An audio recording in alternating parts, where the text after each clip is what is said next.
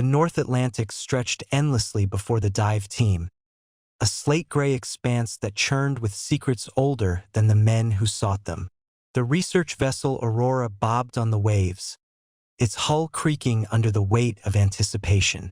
Beneath them, 300 meters down, lay the U-492, a Nazi-type 14 U-boat, lost since 1944.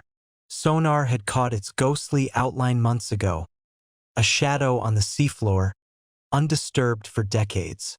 The world knew of sunken U-boats, relics of a war that scarred the earth, but this one was different.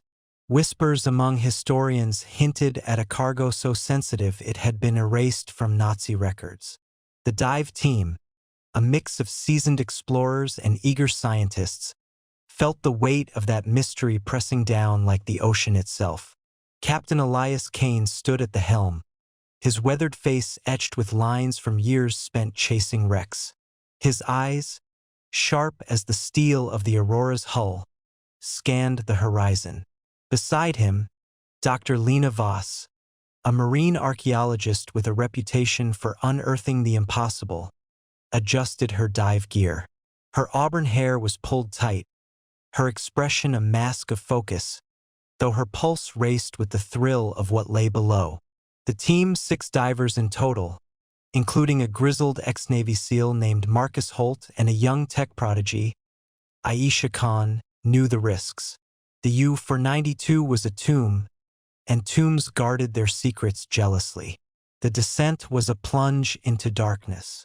Bubbles trailed upward like fleeting thoughts as the team sank, their headlamps cutting feeble beams through the inky water.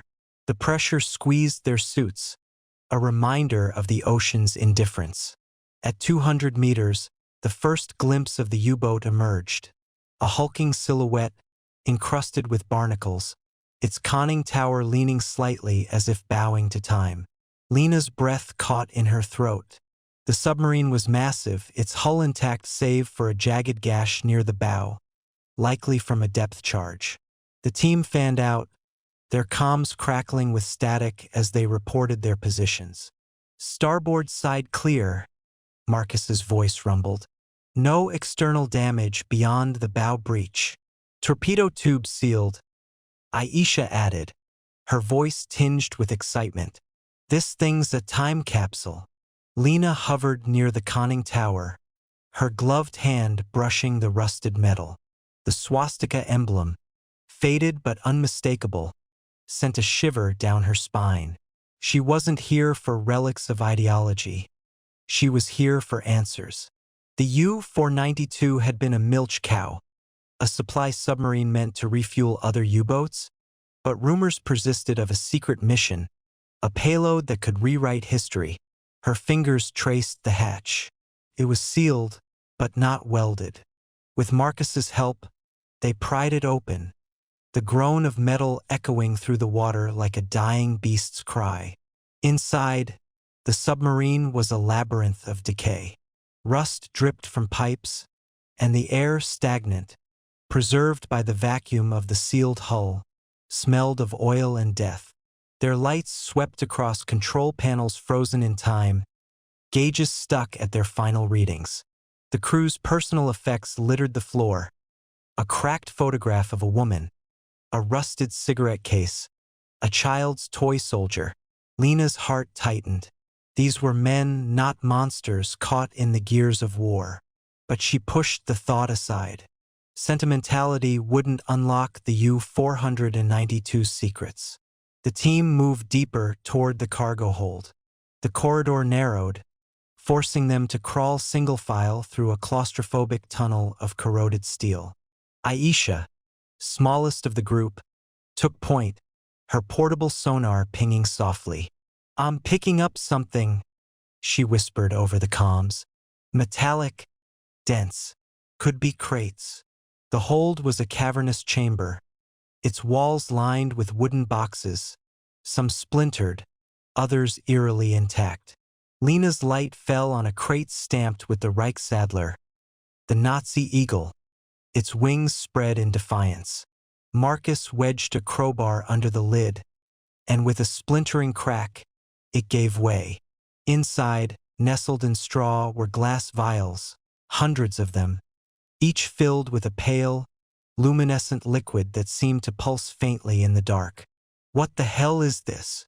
Marcus muttered, his voice tight. Lena leaned closer, her breath fogging her mask. The vials were unmarked, but etched into their caps was a symbol she didn't recognize. A circle bisected by a jagged line, like a lightning bolt trapped in a cage. Her mind raced. Chemical weapons? Experimental fuel? The Nazis had dabbled in both, but this felt different. The liquid's glow was unnatural, almost alive. She reached for a vial, but Aisha grabbed her wrist. "Don't," Aisha said, her eyes wide. "My scanner's going haywire. Whatever's in those vials, it's emitting low-level radiation." The team froze. Radiation wasn't part of the briefing. The U-492 was supposed to carry supplies, fuel, food, maybe gold looted from occupied territories. But this was something else. Lena's mind flashed to the rumors. A project so classified that even Himmler's inner circle spoke of it in whispers. Projekt Nachtlicht.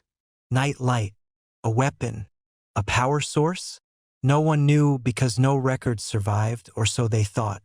"We need to take one," Lena said, her voice steady despite the dread coiling in her gut. "For analysis." Marcus shook his head. "Bad idea, document. We don't know what this stuff is." "We'll never know if we don't try," she countered. "This is why we're here." Reluctantly, they sealed a single vial in a lead-lined container Aisha had rigged for hazardous materials. But as they prepared to leave, a low hum filled the hold, faint at first, then growing louder, vibrating through their suits. The crates began to rattle, the vials glowing brighter, casting eerie shadows on the walls. The hum became a pulse, rhythmic, almost like a heartbeat. "Move!" Marcus barked, shoving the team toward the exit. But the corridor seemed to shift, the walls closing in, the air growing thick with an electric charge. Lena's headlamp flickered, then died. In the darkness, the pulse grew louder, faster, until it felt like it was coming from inside her skull. Then silence. The team stumbled into the open water, their lights flickering back to life. The U-492 loomed behind them, silent once more, its secrets intact but no longer dormant. As they ascended, Lena clutched the container, her mind racing with questions. What had they found? And why did it feel like the submarine was watching them? Back on the Aurora, the vial sat in a sealed chamber, its glow undimmed.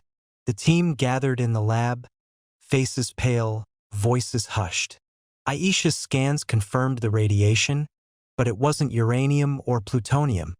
Something else, something unknown. Lena's research into Project Nachtlicht turned up fragments. A scientist named Dr. Wilhelm Kessler, a lab in Peenemünde, and a single, chilling phrase from a decoded Enigma transmission. "The light will burn the world." As night fell, the Aurora rocked gently on the waves. Lena stood at the rail, staring into the abyss. The U-492 wasn't just a wreck. It was a warning, and they had just opened its door. The Aurora cut through the dawn, its engines humming as the North Atlantic receded behind them.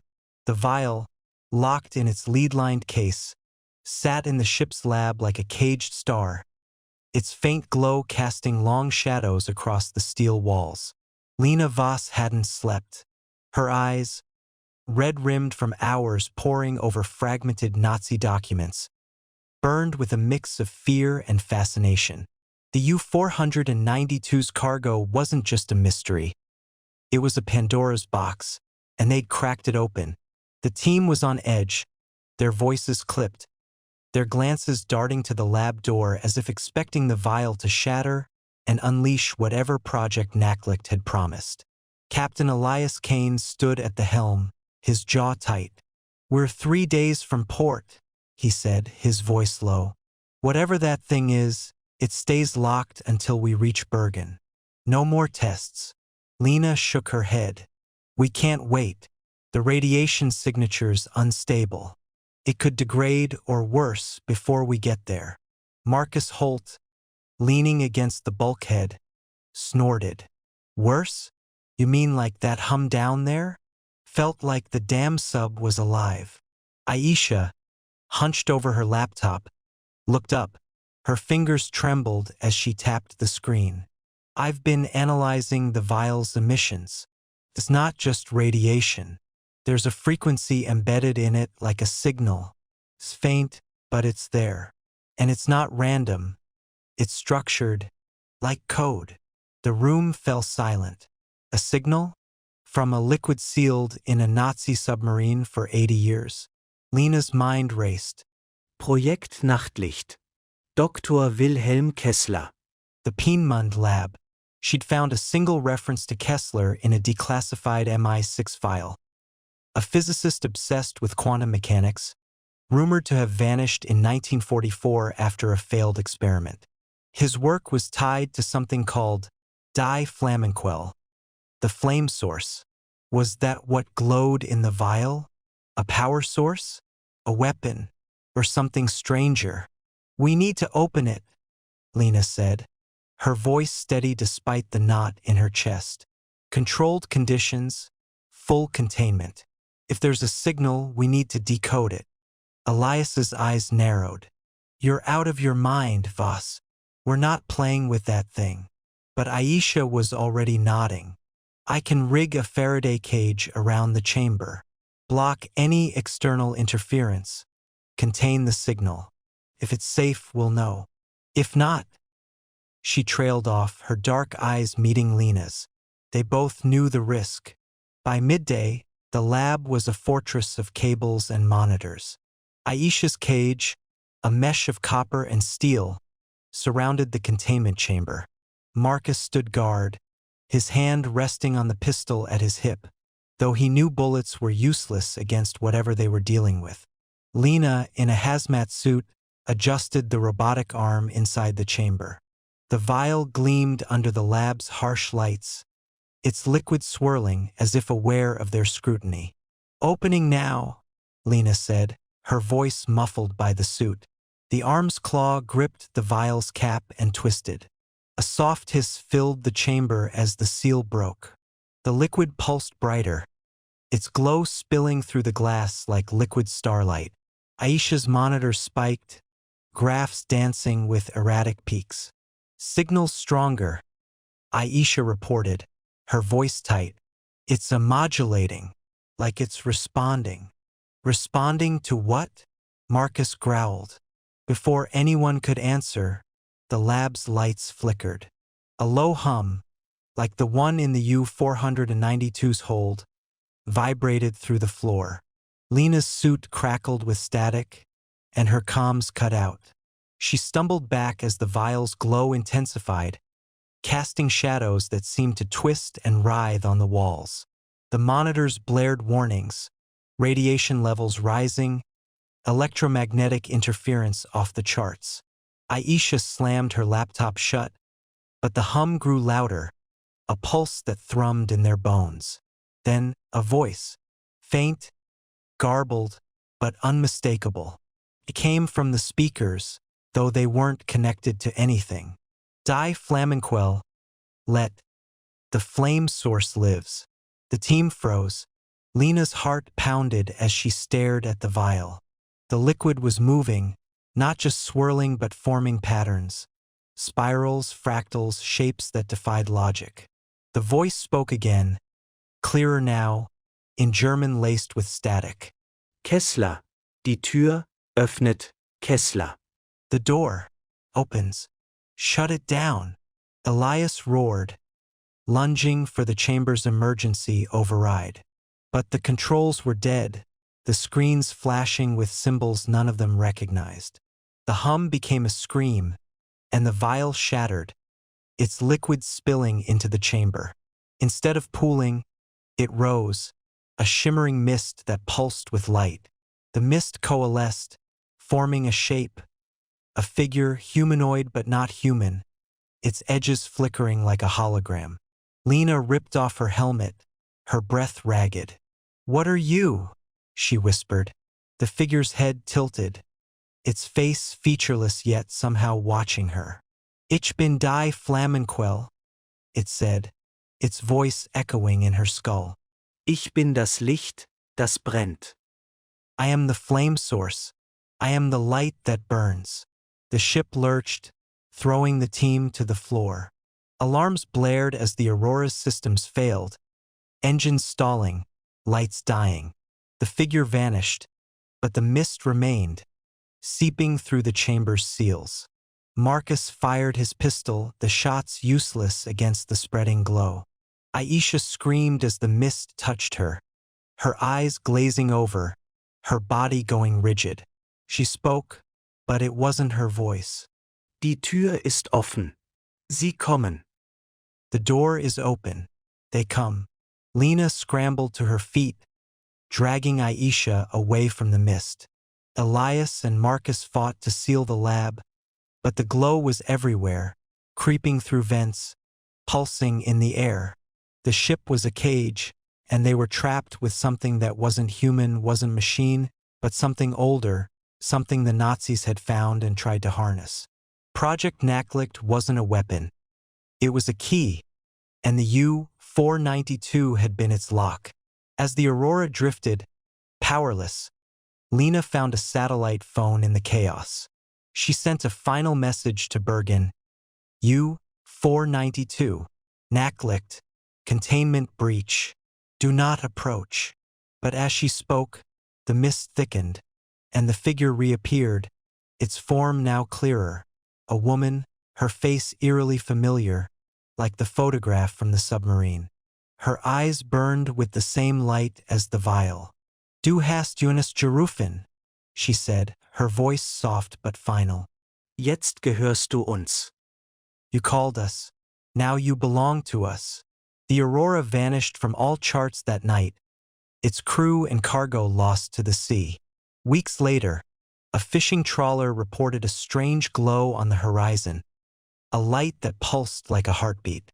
The U-492's secrets were no longer buried, and the flame source, whatever it was, had been unleashed.